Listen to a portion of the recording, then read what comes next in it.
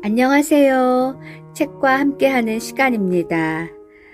오늘은 김유정의 단편소설 중에서 땡볕을 준비했습니다.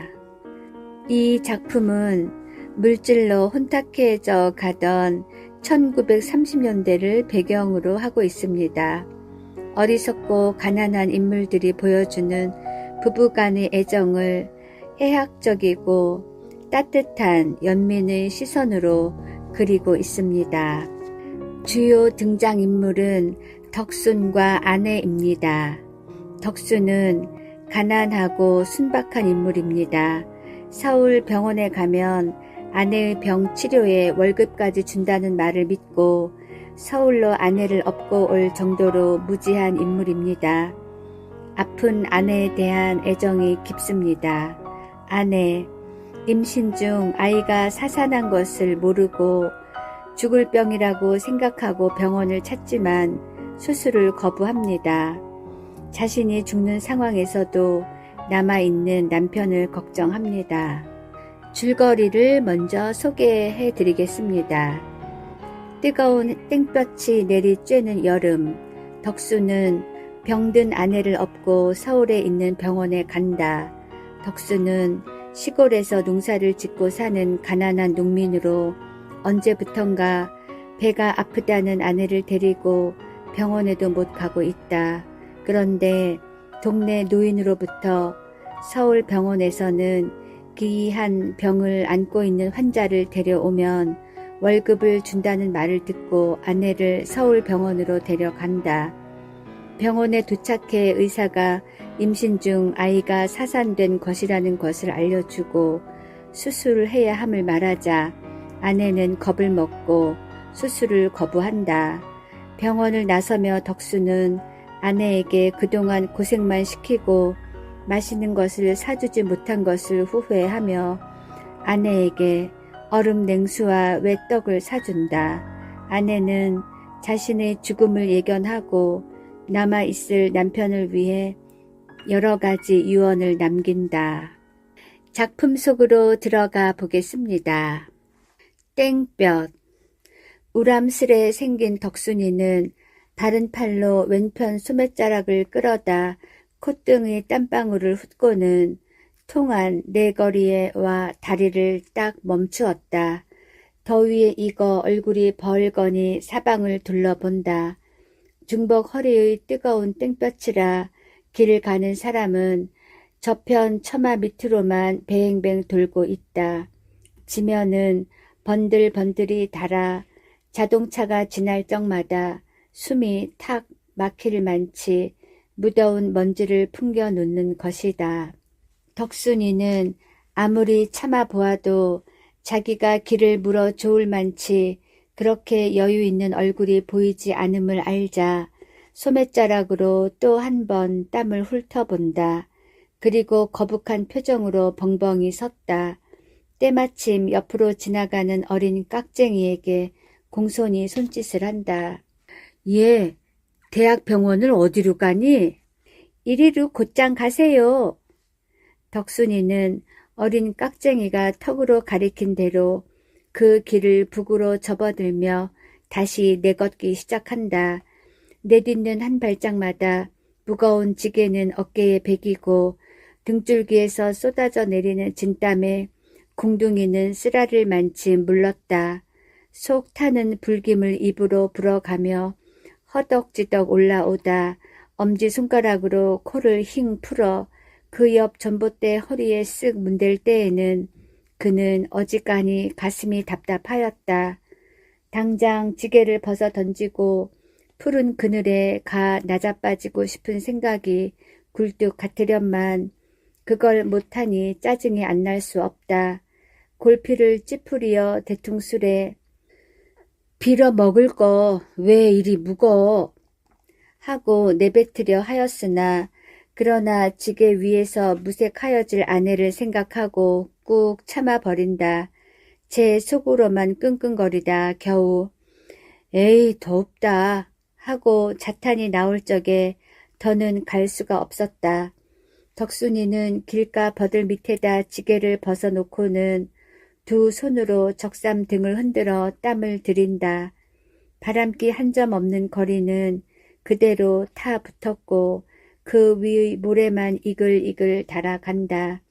하늘을 치어다 보았으나 좀채로 비 맛은 못 볼 듯 싶어 바상바상한 입맛을 다시고 섰을 때 벼란간 댕댕 소리와 함께 발등에 물을 뿌리고 물차가 지나가니 그는 비로소 산 듯이 정신기가 반짝 난다. 적삼 호주머니에 손을 넣어 곰방대를 꺼내 물고 담배 한 대 붙이려 하였으나 홀쭉한 쌈지에는 어제부터 담배 한 알 없었던 것을 다시 깨닫고 역정스레 도로 집어넣는다. 꽁무니가 백이지 않어? 덕순이는 이렇게 아내를 돌아본다. 괜찮아요. 하고 거진 죽어가는 상으로 글썽글썽 눈물이 고인 아내가 딱하였다. 2달 동안이나 햇빛 못 본 얼굴은 누렇게 시들었고 병약한 몸으로 지게 위에 앉아 까대기는 양이 금시라도 꺼질 듯 싶은 그 아내였다. 덕순이는 아내를 이윽히 노려본다. 아, 울긴 왜 우는 거야? 하고 눈을 부라렸으나 병원에 가면 쨘되겠지요. 째긴 아무거나 덮어놓고 째나? 연구한다니까. 하고 되도록 아내를 안심시킨다. 그러나 덕순이 생각에는 째든 말든 그건 차차 해놓고 우선 먹어야 산다고. 왜 기영이 할아버지 말씀 못 들었어? 병원서 월급을 주고 고쳐준다는 게 정말인가요? 그럼 노인이 설마 거짓말을 하려고? 그래 시방도 대학병원에 2등 박사인가 뭐가 14살 된 조선아이가 어른보다도 더 부대한 걸 보고 하도 이상한 병이라고 붙잡아 들여서 한 달에 10원씩 월급을 주고 그뿐인가? 먹이고 입히고 이래가며 지금 연구하고 있대지 않어. 그럼 나도 허구한 날 늘 병원에만 있게 되겠구려. 인제 가봐야 알지 어떻게 될는지. 이렇게 시원스레 받기는 하였으나 덕순이 자신 역시 기영 할아버지 말을 꼭 믿어서 좋을지가 의문이었다. 시골서 올라온 지 얼마 안 되는 그로서는 서울 일이라 혹 알 수 없을 듯 싶어 무료 진찰권을 내온 데 더 되지 않았다. 그렇다 하더라도 병이 괴상하면 할수록 혹은 고치기가 어려우면 어려울수록 월급이 많다는 것인데 영문 모를 아내의 이 병은 얼마짜리나 되겠는가고 속으로 무척 궁금하였다. 아이가 10원이라니 이건 한 15원쯤 주겠는가? 그렇다면 병 고치니 좋고 먹으니 좋고 두루두루 팔자를 고치리라고 속 안으로 육조판을 들이고 섰을 때 여보십시오. 이 채미 하나 잡숴보십시오. 하고 저만치 참외를 버려놓고 앉았는 아이가 시선을 끌어간다. 길쭉길쭉하고 싱싱한 놈들이 과연 뜨거운 복중에 하나 벗겨 들고 으썩 깨물어 봄직한 참외였다.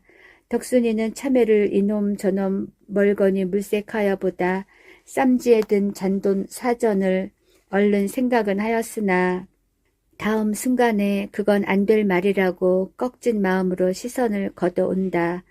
사전에 1점만 더 보태면 희연 한 봉이 되리라고 어제부터 잔뜩 꼬벼쥐고 오던 그 사전, 이걸 참외값으로 녹여서는 사람이 아니다. 지게를 꼭 붙들어. 덕순이는 지게를 지고 다시 일어나며 그 15원을 생각했던 것이니 그로서는 너무도 벅찬 희망의 보행이었다. 덕순이는 간호부가 지도하여 주는 대로 산부인과 문 밖에서 제 차례가 돌아오기를 기다리고 있었다. 아내는 남편이 업어다 놓은 대로 걸상에 가 번듯이 늘어져 괴로운 숨을 견디지 못한다. 요량 없이 부어오른 아랫배를 한 손으로 치맛째 걷어안고는 매 호흡마다 간댕거리는 야윈 고개로 가쁜 숨을 돌리고 있는 것이다. 게다가 수술실에서 들것으로 담아내는 환자의 피고름이 섞인 쓰레기통을 보는 것은 그로 하여금 해쓱한 얼굴로 이를 떨도록 하기에는 너무도 충분한 풍경이었다. 너무 그렇게 겁내지 마라. 그래도 다 죽을 사람이 병원을 와야 살아나가는 거야. 덕순이는 아내를 위안하기 위하여 이런 소리도 하는 것이나 기실 아내 못지않게 저러도 조바심이 적지 않았다. 아내의 이 병이 무슨 병일까? 짜장 기이한 병이라서 월급을 타먹고 있게 될 것인가? 또는 아내의 병을 씻은 듯이 고쳐줄 수 있겠는가? 겸삼수삼 모두가 궁거웠다. 이 생각 저 생각으로 덕순이는 아내의 상처를 떠받쳐주고 있다가 우연히도 맞은편 타고 옆댕이에 가 떨어져 있는 관련 꽁댕이에 한눈이 팔린다. 그는 사방을 잠깐 살펴보고 휑하게 가서 집어다가는 곤방대에 피어 물며 제 차례를 기다렸으나 좀채로 불러주질 않는 것이다. 이렇게 하여 그들은 허무히도 2시간을 보냈다. 한 점을 14분가량 지났을 때 간호부가 다시 나와 덕순이 아내의 성명을 외는 것이다. 네, 여기 있습니다. 덕순이는 허둥지둥 아내를 들쳐 업고 진찰실로 들어갔다. 간호부 둘이 달려들어 우선 옷을 벗기고 주무를 째 아내는 놀란 토끼와 같이 조그맣게 되어 떨고 있었다. 코를 찌르는 무더운 양내에 소름이 끼치기도 하려니와 한쪽에 번쩍번쩍 늘여놓은 기계가 더욱이 마음을 조이게 하는 것이다. 아내가 너무 병신스레 떨므로 옆에 섰는 덕순이까지도 겸연쩍지 않을 수 없었다. 아내의 한 팔을 꼭 붙들어주고 집에서 꾸짖듯이 눈을 부릅떠서 뭐가 무섭다고 이래? 하고는 유리판에서 기계 부딪는 질그럭 소리에 등줄기가 다 섬뜩할째 언제부터 배가 이래요? 간호부가 뚱뚱한 의사의 말을 통변한다. 자세히는 몰라도 덕순이는 이렇게 머리를 긁고는 아마 이토록 부르기는 지난 겨울부턴가 봐요. 처음에는 이게 애가 아닌가 했던 것이 그렇지도 않고요. 애라면 10달에 날 텐데 10석 달씩이나 가는 게 어딨습니까? 하고는 아차 애니 뭐니 하는 건 괜히 짓거렸군 하였다. 그래 의사가 무엇라고 또 입을 열 수 있기 전에 얼른 뒤미쳐 아무도 이 병이 무슨 병인지 모른다고 그래요. 난생 처음 본다고요. 하고 몇 마디 더 얹었다. 덕순이는 자기네들이 팔자를 고칠 수 있고 없고가 이 순간에 달렸음을 또 한 번 깨닫고 열심히 의사의 입만 쳐다보고 있는 것이다. 금태 안경 쓴 의사는 그리 쉽사리 입을 열려 하지 않았다. 몇 번을 거듭 주물러 보고 두드려 보고 들어보고 이러기를 얼마 한 다음 시답지 않게 저쪽으로 가 대야의 손을 씻어가며 간호부를 통하여 하는 말이 이 뱃속에 어린애가 있는데요. 나오려다 소문이 적어서 그대로 죽었어요. 이걸 그냥 둔다면 앞으로 일주일을 못 갈 것이니 수술을 해야 하겠으나 또 그 결과가 반드시 좋다고 단언할 수도 없는 것이며 배를 가르고 아이를 꺼내다 만일 사불여의하여 불행을 본다더라도 전혀 관계없다는 승낙만 있으면 내일이라도 곧 수술을 하겠어요. 하고 나 어린 간호부는 조금 더 거리낌 없는 어조로 줄줄 쏟아놓다가 어떻게 하실 테야요? 글쎄요. 덕순이는 이렇게 얼떨떨한 낯으로 다시 한번 뒤통수를 긁지 않을 수 없었다.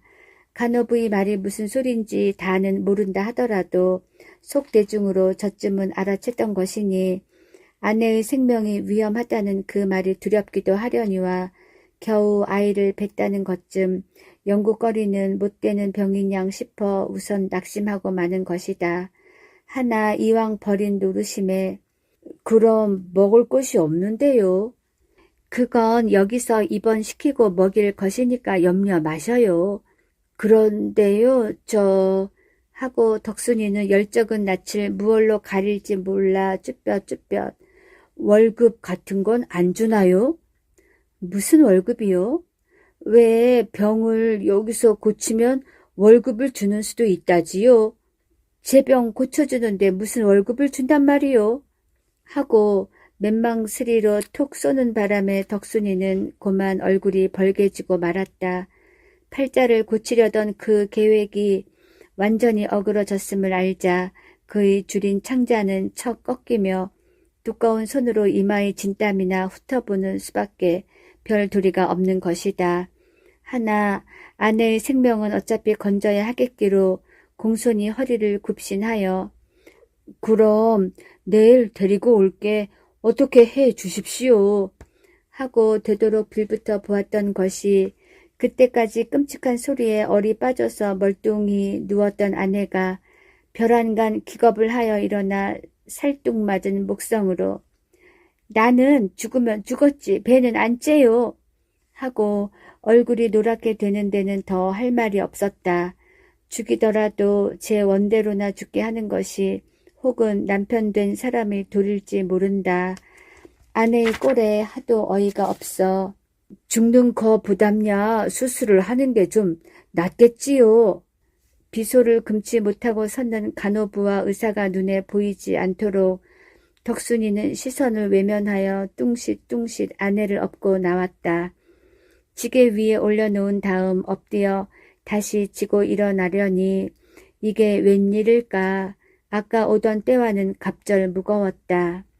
덕순이는 얼마 전에 희망이 가득히 차 올라가던 길을 힘 풀린 걸음으로 터덜터덜 내려오고 있었다. 보지는 않아도 지게 위에서 소리를 죽여 훌쩍훌쩍 울고 있는 아내가 눈앞에 환한 것이다. 학식이 많은 의사는 일자 무식인 덕순이 내외보다는 더 많이 알 것이니 생명이 한 이래를 못 가리라던 그 말을 어째 볼 도리가 없다. 이제 남은 것은 우중충한 그 냉골에 갖다 다시 눕혀놓고 죽을 때나 기다리고 있을 따름이다. 덕순이는 눈 위로 덮는 땀방울을 주먹으로 훔쳐가며 장차 캄캄하여 올 그 전도를 생각해 본다. 서울을 장대고 왔던 것이 벌이도 제대로 안 되고 게다가 인젠 아내까지 잃는 것이다. 이놈의 팔자가 하고 딱한 탄식이 목을 넘어오다가 꽉 깨무는 바람에 한숨으로 터져버린다. 한나절이 되자 더위는 더 한층 무서워진다. 덕순이는 통째 짓무를 듯 싶은 등허리를 견디지 못하여 먼저 번에 쉬어가던 나무 그늘에 지게를 벗어놓는다. 땀을 들여가며 아내를 가만히 내려다 보니 그동안 고생만 시키고 변변히 먹이지도 못하던 것이 갑자기 후회가 나는 것이다. 이럴 줄 알았더라면 동네집 닭이라도 훔쳐다 먹였을 걸 싶어. 울지 마라. 그것들이 뭘 아나 쟤까짓게? 하고 소리를 빽 지르고는 채미 하나 먹어볼 테야? 채민 싫어요. 아내는 더위에 속이 탔음인지 한 길 건너 저쪽 그늘에서 팔고 있는 얼음 냉수를 손으로 가리킨다. 남편이 한 푼 더 보태어 담배를 사려던 그 돈으로 얼음 냉수를 한 그릇 사다가 입에 먹여까지 주니 아내도 황송하여 한숨에 들이켠다. 한 그릇을 다 먹고 나서 하나 더 사다 주랴 물었을 때 이번에는 외떡이 먹고 싶다 하였다. 덕순이는 이것이 마지막이라는 생각으로 나머지 돈으로 외떡 3개를 사다 주고는 그대로 눈물도 씻을 줄 모르고 그걸 오직 깨물고 있는 아내를 이윽히 바라보고 있었다. 그러나 아내가 무슨 생각을 하였는지 외떡을 입에 문 채 훌쩍훌쩍 울며 저 사촌 형님께 쌀 2대 꼬다 먹은 거 부대 잊지 말고 갚으 하고 부탁할 때 이것이 필연 아내의 유언이라 깨닫고는 그래 그건 염려 마라. 그리고 임자 옷은 영근 어머니더러 사정 얘기를 하고 좀 빨아달래우 하고 이야기를 곧잘 하다가 다시 입을 일그리고 훌쩍훌쩍 우는 것이다.